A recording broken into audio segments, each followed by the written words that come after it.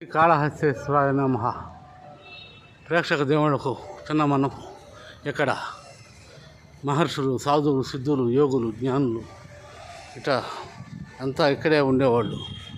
ఇది దేవస్థానం వారు ఇటీవల దీన్ని అభివృద్ధి పేరుతో వాళ్ళ నివాసానికి భంగం కలిగించి వాళ్ళందరం తరిమేశారు.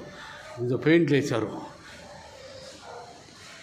కానీ ఇక్కడ పెయింట్స్ గీన్స్ కాదు, ఒరిజినల్గా ఈ కొండకే ఈ విగ్రహాలను చెక్కున్నారు.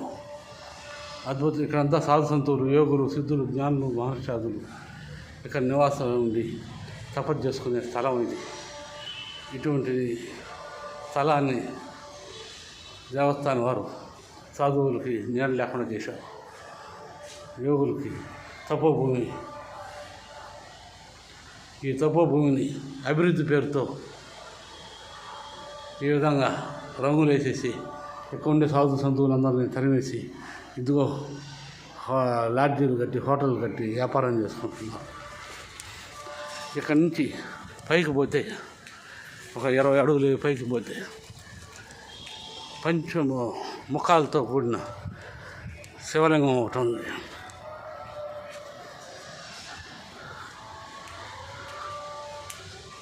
ఓం నమ శివాయ. ఇది ఒక దారి.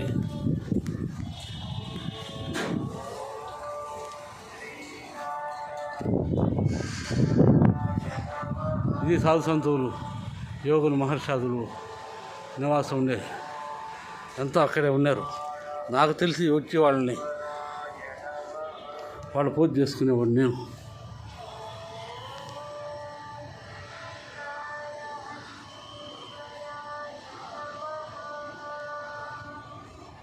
ఏ మూల నుంచి చూసినా ఒక్కొక్క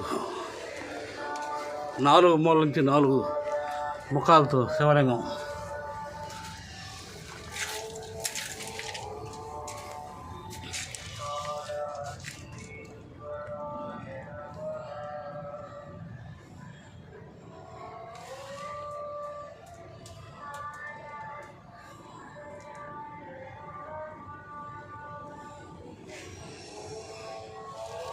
ఓం ఈశ్వరాయ నమః.